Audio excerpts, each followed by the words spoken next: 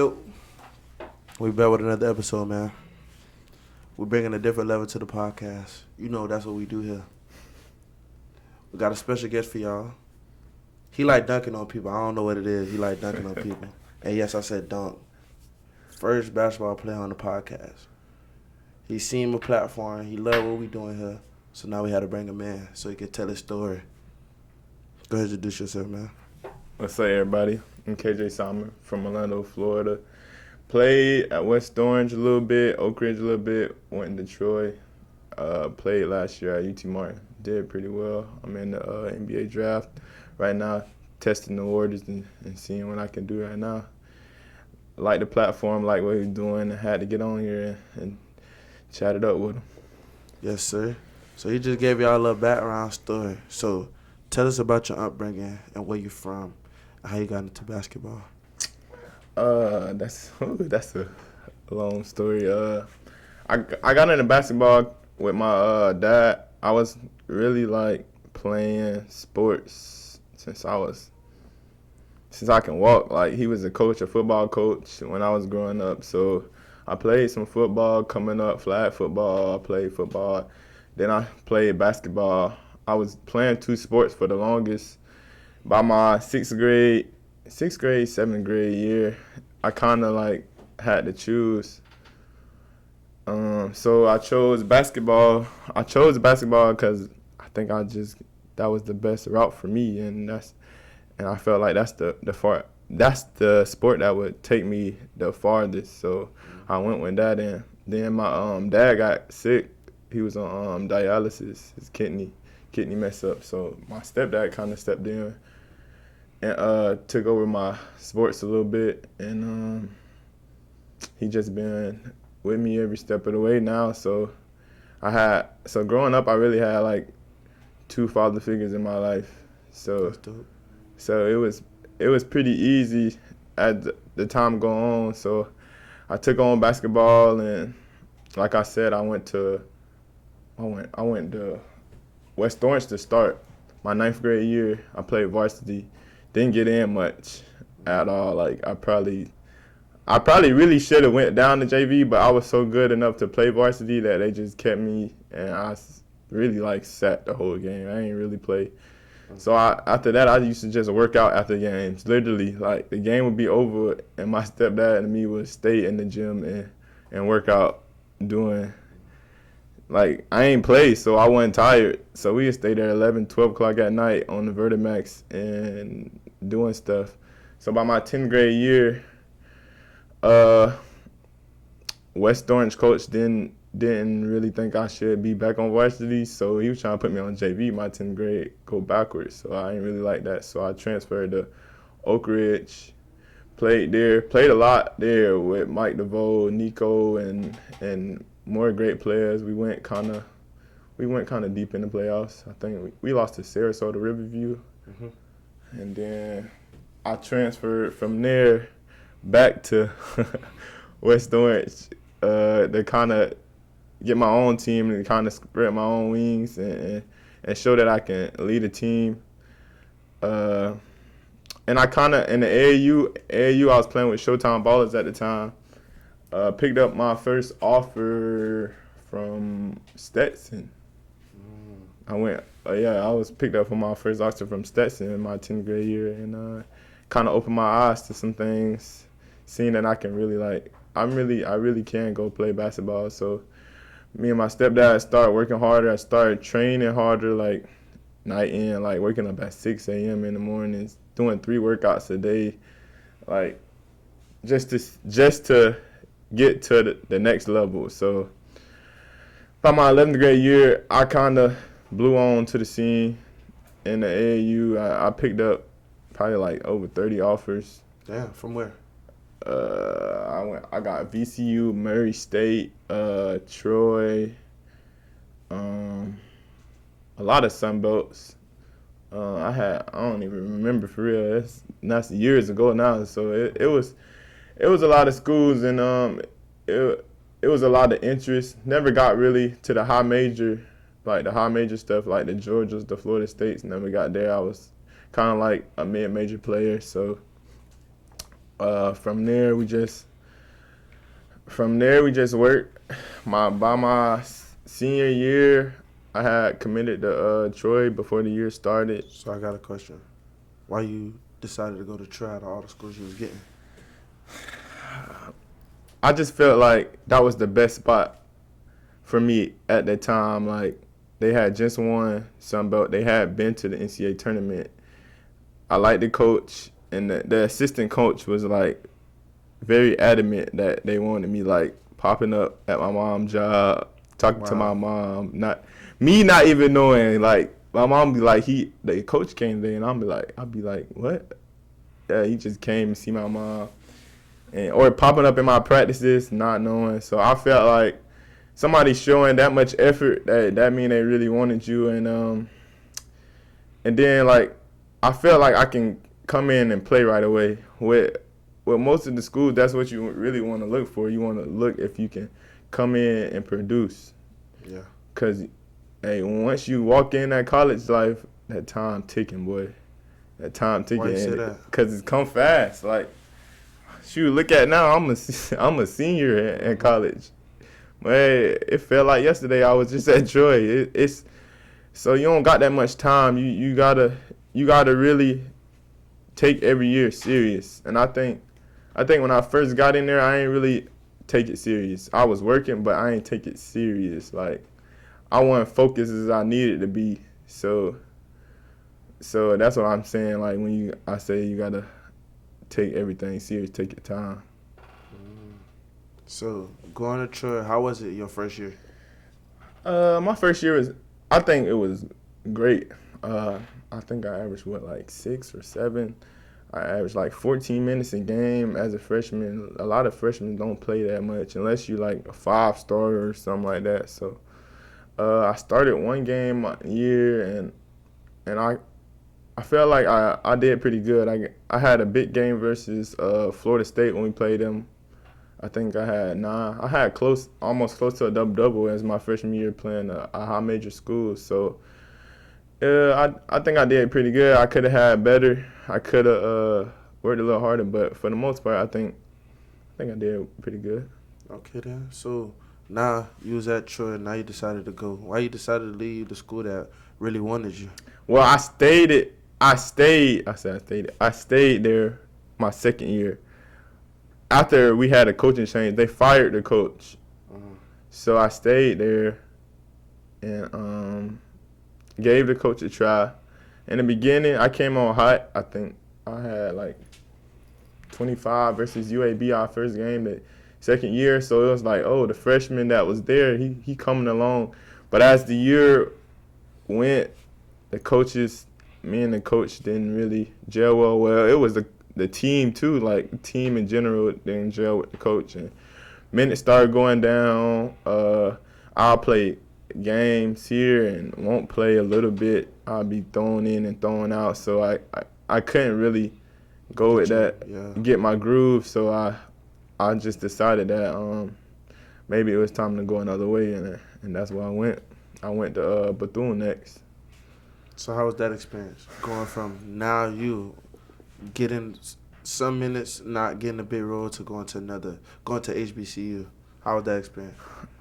Nah, the HBCU is fun. It's real fun. Like, it's a whole different scene. You go from a PWI to HBCU. You're around your people and I loved it. But at the same time, it was like, I felt like they don't put a lot of funds in our HBCUs. Like it was not a lot of money into it. Like, the facilities was bad. Just a lot of stuff you can go back on and see that it wasn't ran right in the school. But in the basketball aspect, I think I had one of the best coaching staffs I had since I've been in college. With Ritter and Coach Taylor and Reyes, like, they was hands-on with these players. They was working every day. Like, we was in the gym multiple times a day. Like, and they were on you. Like, we're gonna do this and we're gonna get. I think my game, why I did so well. Well, the story is we didn't get to play at Bethune. They shut us down. COVID came and they shut us down because the funds, like I said, the funds weren't there. We couldn't take all the tests to play in the games and stuff. So it was kind of like a red shirt year for me. Like I had to sit down and be a regular student and just work out. But the coaches were still on you to like work out every day and do that. So that's what we did. Me and my boy Jordan Priester. We worked out every day, and I feel like that's why I was so good the next year. When I went to UT Martin, I felt like they changed my game in that year because they was like so on me, and my game transformed in that 1 year. So, question. Now you're not playing basketball at all. You're just training. Mm-hmm. How was being a regular student, not having to worry about games and just being a student, not a student athlete, just a student? How was it? I feel like it was easier. Like people don't really know how hard it is for student athletes. It's a lot of student athletes that be doing bad. Like they be in depressions, and then be a lot going on because it's like a job for real. If you think about it, you gotta. I don't want to be like the coaches in high school say you be having to wake up early in the morning and do that. Not every school is like that. It's just like you got a lot of stuff to do. You got practice, you got workouts, you got weights, and then on top of that you got schoolwork, and you got like 4 or 5 classes. So you be like, dang. You look on your phone. You got about 5 assignments due on the same day, Sunday. So you be looking like, whoa. So when it kind of slowed down, and I'm just working out in the mornings and in the afternoons working out, it's kind of like I can just take a breather. Like I can sit back and do this. I think I probably had the best grades I ever had at Bethune because it was like this kind of easy now. Like this year, like it ain't much for me to do. It ain't much for you to worry about. Like I don't gotta worry about we about to play this team next week. Dang, I gotta go to practice. Then I gotta write this paper. It was just like, dang, I gotta work out this morning. Or, nah, coach, I can't really do it today. I gotta write this little paper. Maybe we get in there tonight. It was kind of like me building my own schedule, and it kind of, I feel like that year too also gets you ready for like the pro stuff because when the work was not there, it was kind of like you was on your own and you was like just working out. Like what I'm doing right now, you just work out and play basketball. It's kind of fun. I heard that. So now, what made your decision to go to UT Martin?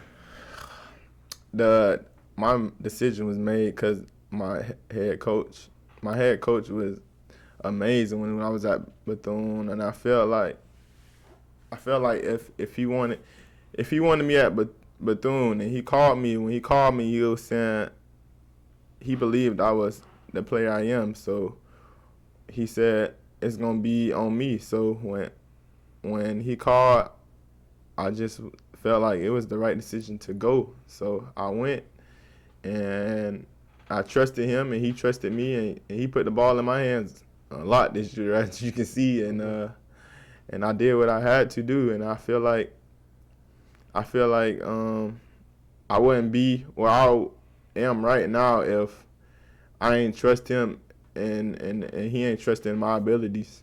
So. Okay, then how was the experience there at that school? Because a lot of people don't know about that school. So give us a little tour. Yeah. Hey, that's a big culture shock. You walk in there and it's like, wow, what the heck am I? Like, you walk in there and it's just like cornfields, cows, horses, people wearing boots and cowboy hats and rodeos. I ain't even know like how serious that was until I went there. Like, it's people really like riding bulls, like, and they be having fun too. Like, it be turned too. Like the rodeo at UT Martin is amazing. Like, it's like they be riding horses in the road during the rodeo week. Man, they have a rodeo week. They have a rodeo week. Yes, and it be sold out in minutes, like a little baby concert. Like they put it on a website and it be gone, bruh. It be gone in like 5 minutes. Yes, and it's pretty cool, you know, cause it's kind of cool to see different people in different environments. So it's not you be walking there and you be like, but after a while I just got used to it, and the people there are really nice. Like when you go there, you'll think you might not fit in there, but everybody is just so welcoming. So it was kind of easy the transition there, and then even though we wasn't winning, we did better than the last team did. So they was kind of happy, even though we weren't happy with ourselves because we think we should have did way better. They were still kind of like, well, you guys did good this year, and we like, no, we didn't, but it's not what they used to. Like they weren't used to stuff like that. So it was pretty cool. Okay, then. So I consider you, like, from what I've seen from watching your like footage of your videos and what you do, you like shooting the ball heavy. Like you like a spot-up shooter. So like, how you got your shot to be consistent the way it's supposed to be? Like when they see you in the corner, they trust you to pass you the ball. Man, from my videos, I hope people don't think I'm a shooter. I don't think I am, cause I don't think I am. I think that was the point in my game where it wasn't there. I feel like I was a slasher. Like I'm going to the basket and you gonna have to stop me one way or another. I'm gonna get downhill. I'm playing fast break. But I think, like I said, in that year, we just took time on that jump shot, creating that mid-range. My mid-range game got a whole lot better this year. It's like I was hitting shots that would look tough but was so comfortable for me this year. So, and I think from my 3-point percentage jump from like, I think I was shooting terrible my second year. I was shooting like 20-something. But I'm at like 32 now. So it was like, but it was just a work. Everything, it's just a work. Like, I feel like I'm just a product of what I do, like, or the product of what I put in. So, like, for you to say I'm a spot-up shooter. It's a spot-up, like. I was like, it'd be, like, amazing for people to think that I can shoot the ball that well, because at one point, that was the weakest part of my game. But I think just putting in the work I do, that's what it changed. My game changed, and I just wanted to get it to where you can't really see no weak points for real. Mm-hmm. Well, what I see is, like, y'all get down here, somebody miss a shot, a rebound, they shoot it right at you, you shooting it. You ain't letting nobody. Yeah, I don't got no hesitation now. I ain't saying, yeah, I'm going to shoot it. I trusted everything I do. I don't got no hesitation. Okay, then. So, now, you had a 30-point game. What was the feeling like of that game? The feeling was kind of crazy because I ain't never did that at a college level. You know, I done did it in high school, but that's high school. You know, some nights you play people that don't even supposed to be on varsity. If we be honest, like when you playing people that don't even that ain't that really that good. But when you in college, you playing people that was good on their high school teams, like real good. So I felt like at that level, you scoring 30, and you making the game that looked so easy. I felt like it was kind of like, dang, maybe I'm getting good. I'm really what people say I am, because sometimes you be second guessing your stuff. You be going and be like, man, I ain't that good. But when you go out there and you do that, I got something to say. I feel like basketball players are the cockiest people in the world. I don't think so. I think you gotta be confident. Nah, it ain't cocky. Like that. It ain't cocky. Well, I think some people is cocky, but ain't everybody a little cocky. And you a little cocky. You gotta be a little cocky in your work.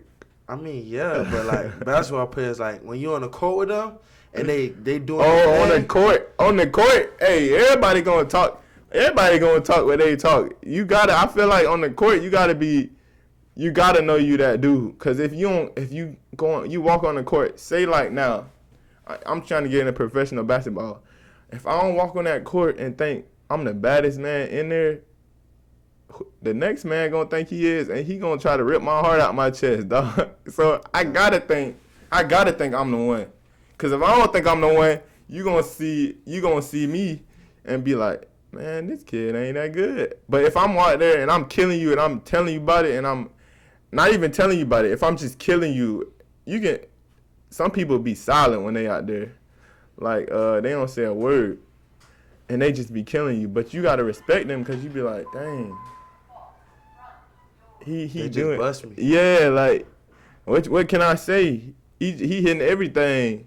But you got some people that talk. I feel like it go both ways. It go both ways. You just gotta be. I feel like you gotta be humble too, though. You gotta be humble and you gotta be hungry. And when you on that court, you want to stay hungry, though. Like, you don't want nobody to ever think that you don't got it. Because if they think you don't got it, they going to come at you. Okay, then. So I got a question. Because as a hooper, I know shoe game got to be on point. Mm-hmm. Shoe game got to be there. Because, you know, when you watch Home Team, Hoops, and Ballers Life, they all showing their shoes. So what shoes you like to hoop in? Shoot, right now, I wish... That's the thing too. I love that Bethune. We was Nike, so I can put on anything. I can put on Jordans or Nike, and I'll be fine. But now UT Martin, we Under Armour, so it's like I don't know what to put on. But I like these Spawn 3s that they got right now. They pretty nice for the Under Armour, and You don't like Courage? Nah, they hurt my feet. They did hurt my feet. They hurt my feet bad. Like, I had blisters on it. Oh, wow. So, I think the Spawn 3s right now. But if I had to choose a shoe, we was at Bethune, I was playing in them KDs, and then also I was playing in 13s. It was some brown 13s, the Jordan. Yeah. They was pretty comfortable. People was like they look like boots, but they was comfortable to me though. Okay, then. So when you working out, what shoes you be using? Right now, I just use them Spawn 3s. I'm talking about because most of the time I like to wear my shoes that I'm gonna play in the game. Like, why is that? Because you always want to make everything game related, game reps. So I feel like I gotta put on the same shoes I'm gonna wear in the game, or I gotta wear the Under Armours because in the game I ain't gonna be able to put these Nikes on. So you gotta do that. I think you just gotta put the Under Armours on because that's what you gonna wear. Yeah, because I seen a video like a while ago. You know, Antonio Blakely used to wear his shoes in his practice like before the game. So he'll like be like everything need to be game speed. Is that the same way you think? Yeah, it's just like everything game reps, everything game speed. Because you don't want to get it. You want to get in the game, and it's like second nature. Everything is a reaction. You don't want to get in the game and you start thinking, second guessing yourself. I feel that. So, is there any advice a coach has given you that you keep with you throughout the game? Boy, that's a good question. Mom at Troy, my first year, it's a coach named Coach Steele, and he was a great mentor to me my first year because my recruiting, the coach I was telling you about with my mom that came every day, he left.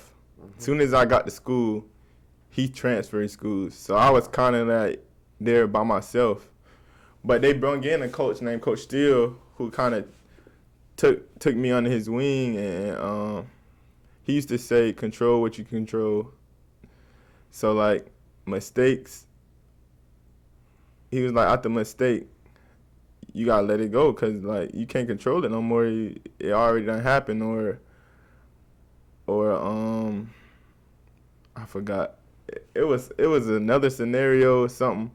Oh, it was a scenario in practice where one of my point guards was fouling, and then I came down and I fouled, and my coach just went crazy on me, but I'm a freshman, so he kind of go harder on the freshman. And then he put me in the penalty box, and I'm like, what are we playing, hockey? And my coach still was like, he came over there and he's like, man, you can't be so hot headed and you can't be so mad. Like, you only can control what you control. You only can control what happened. All the stuff happened. He put you in his penalty box. So do what you got to do. Sit in here and go back on the court and start over again and just move on. Just keep moving. Okay, then. So what do you take from losses? Like, when you lose, what do you take from it? I hate losing, so I'll be taking a lot. Like, our biggest game this year was Murray State. I had, 27, 25, 27, one of them. And I missed the game when they shot 21 in the country. I would have knocked them off the map. They number 21 in the country. We down, 2. Come down, shoot a 3, look good the whole way, and go out. So it went in and out? And it went backboard in and then just bounced out. And it's like heart crushing. Everybody excited because, we stuck with a 21 team in the country. Like, we right there. Me, I go in my car and I'm like finna cry. Yeah. I'm calling my mom. I'm like, Mom, I was on the phone. She just sitting there. She just like, hey, you did all you can do. But I felt like I didn't. So I don't watch that game so many times. Like, we done moved on games, and I done sat there and watched it. And I just know I can tell you about every mistake I made in that game. It's just like, but I'm like that with a lot of games too. Even that 30-point game that I did good in, I could call my stepdad, and he done watched it 5-6 times, and he gonna tell me everything I did wrong, and I'm gonna just listen to him, because I feel like you ain't never gonna have a perfect game, and you ain't gonna never be perfect in life at all. Yeah. So it ain't losses. It's even in wins you got losses, because even in wins you got mistakes. So everything you wanna be where when you win, you still look at the mistakes you made, and then when you lose, you want to do the same thing. You don't want to just blow it over. You kind of want to always find your mistakes so you can work to become perfect. Even though you ain't gonna never get there, but it's good to know that you made mistakes, and you can fix it. Okay, then. So if you had 4 other players on the court with you, any 4 players, who would it be and why? We talk about from anywhere or from like here, from the city. You can go to the city, you can go to NBA, you can go however you want to go with it. It's your 5. Your 4, because I know you putting yourself in there. My 4? Yeah, y'all had a pickup game. Let's say the Smith or the Northwest. If we going from the city, I feel like my 4. I like. That's tough. I like. You don't want to leave nobody out now. I know, boy, because they gonna look at this nigga and be like, dang, that's how you do me.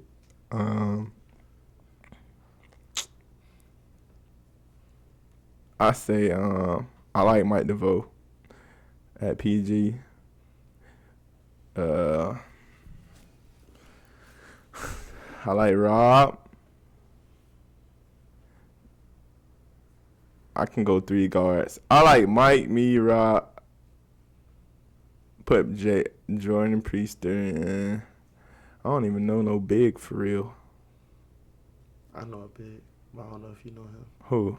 Justin Tuck. Oh, Tuck is tough too. Yeah. He was nice.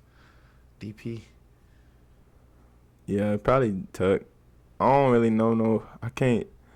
That's kind of a crazy question, but you got to think about that one. I might have messed up that one right now, so I don't really know. I don't know. What about the league? Your 4. The league.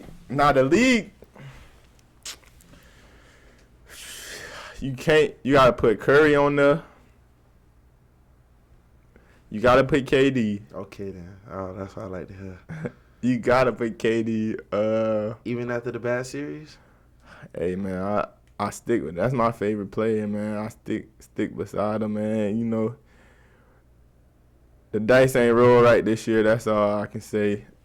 I think we played too much one-on-one ball. We need a better coach at Brooklyn. Okay then. But I like KD. I like Curry at the 1. Me, who's a good 4? Nah, I'll probably make a crazy team. I'll put Luka in there. I'll put Giannis in there. I don't know. I ain't too fond of Giannis. Giannis, hey, that's a problem. That's a real problem. Man, that man get 2 shots. He miss one, he gonna get the rebound and dunk it back. Then at the 5, I like Embiid. Embiid hard. Or Joker. I don't know. I think Embiid better. Joker too slow. I think Embiid should have got MVP this year, if we be honest. Why? I think because that's the biggest debate right now. He just impact the game, man. I just like the way he play. He impact, like you said, Joker. But I ain't gonna lie. Joker do some stuff you ain't never seen a 5-man do. Yeah, he can shoot. And he played the basketball the right way. He played like them overseas players, like they play fundamental basketball. He know how to make the right passes. He be making the no-look passes. He make the game easier for his teammates. Yeah, you ain't lying about that. So, do you consider yourself a two-way player? You can play both sides of the ball? Definitely. I average 2 blocks, 2 steals this year. That's the main thing where I feel like teams should get that attention. Where I should get the attention from the teams. I think I can be a lockdown defender, and I think I was one of the best 2-ways this year. I think sometimes I got lazy on defense, but most of the time I was there. Like I said, I averaged 2 blocks at 6'3". Like, you look at that, you be like, whoa, how the kid? And then I got 2 steals too, and then I'm putting up them points on the other end. So like, and then I shut down a lot of people. Best player. Like, they ain't really get off how they usually get off if I was guarding them. So I feel like I can. I feel like I am. That's what I'm saying. I think I just gotta show it again. Like, I'm testing the waters now, but I feel like if I go in there and show it again, I don't think you can really like hide the fact. I think I'm a pro for real. I heard that. So, what you value more, loyalty or respect? Ooh.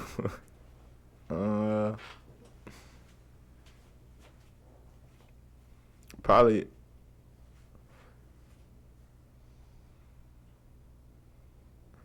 I think loyalty. Why? I think loyalty. Because respect. I think if somebody loyal to you, even when you do wrong, they're gonna be there. Respect. They might respect you, but if you do them some type of way, they might not be there in the long run. They might still got the same respect for you though, but they might not be there for you when you down though.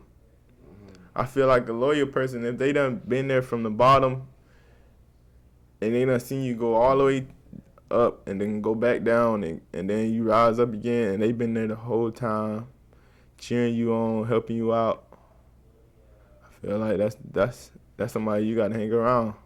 I feel that. So, what you want to tell all the young hoopers out there that's playing right now? What kind of advice can you give them?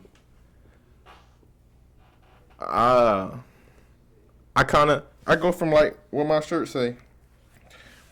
Be the product of your work. Be a product of your work. So wake up every day and win the day. Work. Cause when you're a product of your work, when you working all the time and you putting the time in and you consistent with it, you gonna see results. It might not be tomorrow. It might not be a week from now. It might not be a month from now. But if you stay consistent and you stay work, that product of work that you was putting in, I guarantee you see it. I guarantee you see it. If it's on the basketball court, a football field, it don't matter. It's in life too. You got to just stay consistent. Consistency beats a lot of things. It beat a lot of things. You stay consistent in doing something, it beat a lot of things. If you that's just scientifically proven. Like, you stay consistent in doing something, you're gonna get better at it. You're gonna get a lot better at it. I feel like that's what I did. Like, I put in the work. I put in the time. Like I was saying, me and my stepdad, 6 a.m., late at nights, 3 workouts a day. Like I put in, and now the product of my work is showing. Like, I was able to put my name in the draft this year. Not many people can do that. Not many people can say they did it. Even if it don't all work out, at least I know I got to that point. At least, yeah. So I feel that, man. Shout out to KJ for coming through here, man. I don't know. He got stupid bounce. Y'all gotta go check him out. I'm finna put some of his couple of highlights in here so y'all can see what he got going on. Man, I got a little something. Y'all go view him. Put his Instagram in the description below. Y'all like, comment, subscribe, and we out.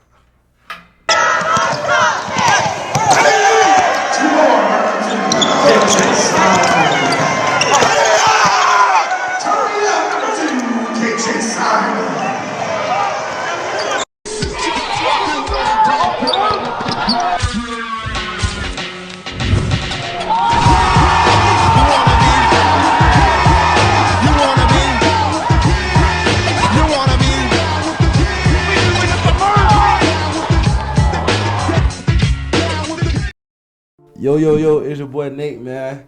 The hottest podcast out right now. What World I Think of Podcast. Man, y'all need to go like, comment, subscribe for real, man. This podcast going up. We got bangers on the way. A lot of bangers, man. Y'all go view them last 2 episodes, man. If y'all really vibe with me. And we out.